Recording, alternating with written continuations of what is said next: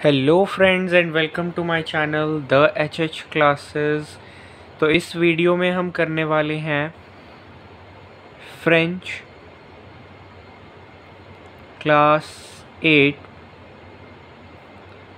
ईडीज़ book 3 का chapter number 5। और उसमें भी हम स्पेसिफ़िकली आज जो डील करेंगे वो टॉपिक रहेगा हमारा रेतनिर का, जिसे कि हम ग्रामर बोल सकते हैं मोटी मोटी भाषा में। इसका मतलब मैं आपको सारी वीडियोस में पहले ही बता चुका हूँ। तो आज हम सीधे टॉपिक से शुरुआत करेंगे और मैं आपको अभी समझाना शुरू करता हूँ। ये लीजिए, तो चलिए वीडियो को शुरू करते हैं। तो हमारा आज का जो टॉपिक है रेतनिर के अंदर वो है ल फ्यूचर सिंपल। तो हम पिछली वीडियो में यानी कि चैप्टर 4 के ग्रामर पार्ट में हम कर चुके हैं ल फ्यूचर प्रॉश।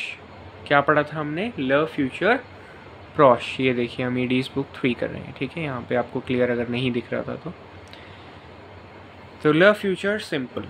अब इस बार हम करेंगे ल फ्यूचर सिंपल।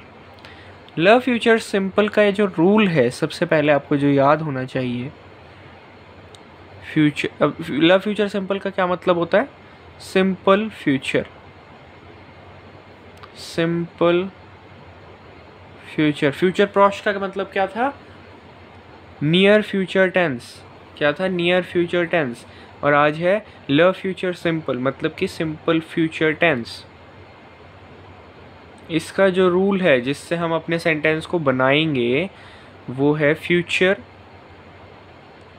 सिंपल में हम क्या करते हैं? वर्ब की इन्फिनेटिव फॉर्म। इन्फिनेटिव फॉर्म मतलब जब हम उसको कॉन्जुगेट नहीं करते। जैसे कोई भी वर्ब है, फॉर एग्जांपल फिनीर वर्ब है, अगर यहाँ पर क्या है? फिनीर वर्ब है, तो उसको एज इट इज़ हम फिनीर ही रखेंगे, तो वो उसकी फॉर्म हो गई इन्फिनेटिव। प्लस हम उसमें एंडिंग में, जब मतलब ये फिनीर की जो एंडिंग है इसमें हम क्या लगा दें? एल। एल कब लगाएंगे? जब ज के साथ होगा। ये ज के साथ एल हो जाएगा। ऐसे ही त्यू के साथ ए एस हो जाएगा, फिर ए हो जाएगा, ओ एन एस हो जाएगा, ई जेड और ओ एन टी। ये किस किस के साथ होगा ये मैं भी बता रहा हूँ। तो फिनीर के साथ अगर हम ए एल या ए एस या ए या फिर इनमें से कुछ भी जोड़ देंगे, आ, ऑन्स, E Z, O N T, तो ये क्या बन जाएगा? Future simple. क्या बन जाएगा? फ्यूचर सिंपल बन जाएगा। अब ये किसके साथ लगेंगे? ये य के साथ, ये त्यू के साथ, ये इल और एल के साथ, ये नूज के साथ, ये वूज के साथ, और ये इल्स एंड एल्स के साथ। ठीक है, बात समझ में आ रही है?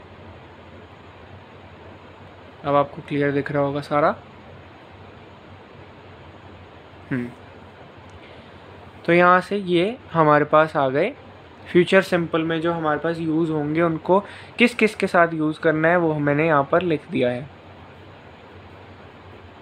अब इसको एक एग्जांपल के साथ फिनीर के साथ ही देख लेते हैं इसको कैसे यूज़ करेंगे। जैसे कि फॉर एग्जांपल यहाँ पर मैं लिखता हूँ, य के साथ आप कैसे लिखेंगे? दिख रहा है यहाँ पर आपको? क्लियर है? य फिनीर लिखा। फिनीर के बाद क्या लिखना है हमें? ए एल, य फिनीराल, य फिनीराल। आई एम सॉरी, ये यहाँ पर एक हमारे पास मिस्टेक हो चुकी है ये मेरे से लिखने में। फिनीराल ए एल नहीं है, ये ए आई है, आई एम सॉरी, यहाँ पर आप भी ये काट के लिख लीजिए, फिनीर आई है, ए आई, ठीक है। फिर उसके बाद क्या होता है, त्यू के साथ फिनीर और उसके साथ क्या लग जाएगा, आस। बस आपको ये याद करना है कि किसके साथ क्या लगा, य के साथ ए आई, त्यू के साथ ए एस, एल के साथ आ, तो क्या लग जाएगा, एल के साथ, एल या एल के साथ फिनीर आ, नूज, बताइए क्या लगेगा, फिनीर ऑन्स, वेरी गुड। अब इसमें ये ध्यान रखना है कि ये फिनीसॉन्स नहीं लिखना है, ये बिल्कुल फिनीर एज इट इज़ रहेगा, प्लस ओ एन एस किया है, ठीक है। तो इन्फिनेटिव फॉर्म इसकी रखनी है याद से, इन्फिनेटिव फॉर्म, इन्फिनेटिव क्या होती है, आई आर, या फिर अगर रगार्डर है तो रगार्डर ही रहेगा, जो भी वर्ब आप यूज़ कर रहे हैं, प्रौंद्र है तो प्रौंद्र ही रहेगा। अब फॉर एग्जांपल यहाँ पर अगर मान लीजिए प्रौंद्र आ जाता, तो वैसे इसकी स्पेलिंग क्या होती है, PRENDRE, लेकिन ई को हम नहीं यूज़ करेंगे यहाँ पर, ई के बाद, आर के बाद सीधा क्या आ जाएगा, EZ, और यहाँ पर इस केस में आर के बाद ही PRENDRAIAS, सीधा आर के बाद, ई नहीं आएगा उसमें, क्योंकि दोनों वॉवल्स इकट्ठे हम नहीं रख सकते, जैसा कि आपने पहले पढ़ा हुआ है। और यहाँ पर क्या आ जाएगा, इल्स, एल्स, प्रॉन्ड्रो,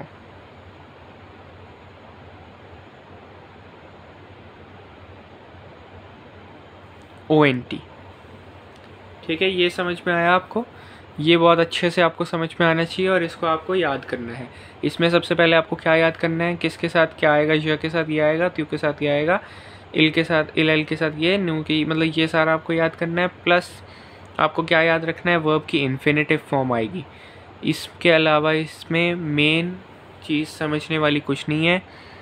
ये केस था हमारे लिए फर्स्ट एफर्मेटिव, क्या था, एफर्मेटिव था। तो अब हम समझेंगे सेकंड केस, जो कि है फॉर्म नेगेटिव।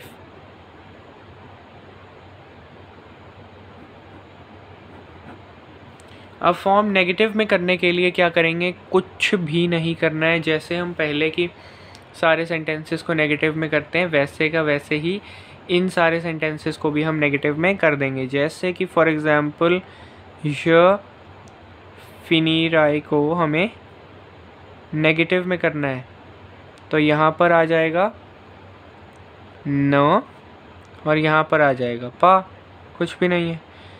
वर्ब से पहले क्या करते हैं, हम न डाल देते हैं, वर्ब के बाद क्या करते हैं, पा डाल देते हैं। वैसे ही अगर इसको करना है तो यहाँ पर न आ जाएगा, यहाँ पर पा आ जाएगा, यहाँ पर न आ जाएगा, यहाँ पर पा, यहाँ पर न, यहाँ पर पा, यहाँ पर न, यहाँ पर पा, यहाँ पर न, यहाँ पर पा। समझ में आ गया। फॉर्म नेगेटिव में क्या करना है, न और पा डाल देना है, कुछ भी इसमें रॉकेट साइंस नहीं है, ठीक है। अब थर्ड पे चलते हैं। हमारा थर्ड है फॉर्म इंटेरोगेटिव। थर्ड है फॉर्म इंटेरोगेटिव। इंटेरोगेटिव, लेकिन ये हमारा अभी एफर्मेटिव में ही चलेगा, मतलब पॉजिटिव में ही इंटेरोगेट करेंगे कि क्या तुम्हारे पास ये बुक है, क्या तुमने अपना काम फिनिश कर लिया। तो इस तरह की तरीके से हम पूछेंगे। नेगेटिव हम इसके बाद करेंगे। तो ये है हमारे पास इंटेरोगेटिव। अब इसमें क्या करना है, हमें इन्वर्जन करेंगे हम इसमें।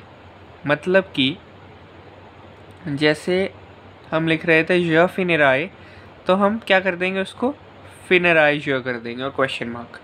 क्या करना है इसमें, वर्ब प्लस य, त्यू, इल, एल, जो भी आप लिखना चाहें लिख सकते हैं, नू, वू, इल्स, एल्स, इसका मतलब जो भी में ये आएगा, जो है मैंने डॉट डॉट डाले हैं। तो वर्ब पहले आ जाएगा, प्लस यहाँ पर एक हाइफन जरूर आएगा, क्या है, इसे ज़रूर याद रखना है, हाइफन। इम्पॉर्टेंट मार्क कर रहा हूँ यहाँ पर, आप भी इसको लिख लेंगे। फिनराय य, जैसे कि इसको आगे और कर सकते हैं फिनिरा त्यू। इसमें क्या किया हमने, पहले वर्ब लिख दिया, अब वो वही आएगा जैसे त्यू के साथ लिखना है तो एस, य के साथ एआई। तो ये आपको चीज़ याद रखनी ही पड़ेगी, उसके साथ उसके हिसाब से ये यूज़ होगा। और उसके बाद क्या आया, ये हाइफन आया, और उसके बाद सिंपल त्यू आ गया plus question mark, plus question mark. ऐसे ही इसको आप एक बार एक और एग्जांपल हम देख लेते हैं यहाँ पर। अगर आप इसको लिखना चाहते हैं फिनिरॉन्स के साथ तो ऐसे आ गया और नोज़ आ गया और क्वेश्चन मार्क। समझ में आ गया होगा, ये बहुत ही सिंपल है, बहुत ही सिंपल कंसेप्ट है, कोई इसमें याद करने वाली चीज़ ही नहीं है। एक बार ये वीडियो देखते ही आपको ये समझ में आ जाएगा। उसके बाद हम चलते हैं अपने, इसी को इंटेरोगेटिव को ही हम नेगेटिव में कैसे करते हैं, इसी इंटेरोगेटिव को हम नेगेटिव में कैसे करेंगे, मैं यहाँ पर लिख दे रहा हूँ।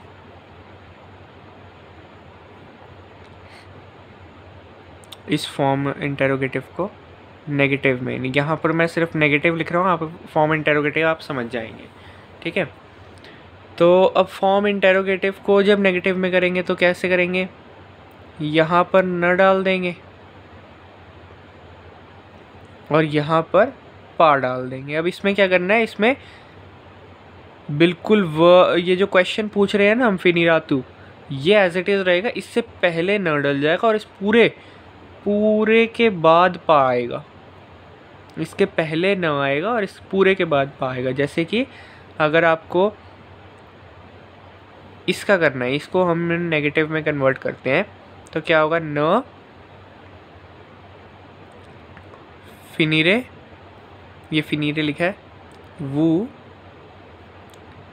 पा क्वेश्चन मार्क। समझ में आ गया, बहुत सिंपल है। उसके बाद आपकी बुक में पेज नंबर 57 पर कुछ एक्सेप्शंस दी हुई हैं नोट लिख करके, उसमें आशतर, अपेलर, मैनर और पेयर, उसे आपको याद करना है। जैसे कि फॉर एग्जांपल मैं आशतर का बता देता हूँ कैसे आप याद करेंगे, बाकी उसी तरह से आप बाकी भी याद कर लेंगे। जैसे कि आशतर है हमारे पास, जो वर्ब होता है टू बाय, इसकी एक एक्सेप्शन दी गई है कि जब हम इसको लिखते हैं ना, आशतर पूरा आएगा आशतर और फिर उसके बाद आई आएगा, बिल्कुल सिंपल यही रहेगा। लेकिन इसमें क्या हो जाएगा, ये जो ई है इस पे ये आ जाएगा। ऐसे ही जब हम त्यू के साथ क्या लिखेंगे, त्यू के साथ आ जाएगा ये आशतर आस, और यहाँ पर ये आ जाएगा। चलिए मैं सारी करा ही देता हूँ आपको, 4 ही हैं, ज़्यादा नहीं है। आपेलर, इसका क्या है हमारे पास एक्सेप्शन,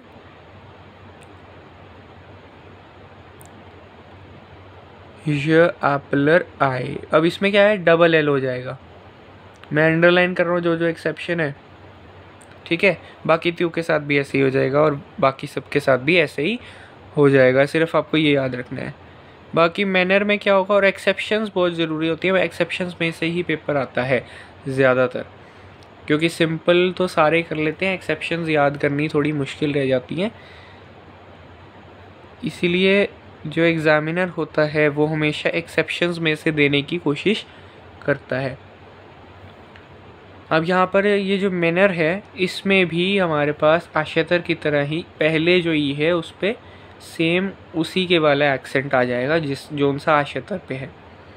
एक हमारे पास इसमें लास्ट एक्सेप्शन है जो वो है पेयर वर्ब की, और पेयर वर्ब में क्या होता है, ये थोड़ा और भी इम्पोर्टेंट है, ये इसको आप डबल इम्पोर्टेंट मार्क कर लीजिए क्योंकि ये इसके ज़्यादा चांसेस हैं।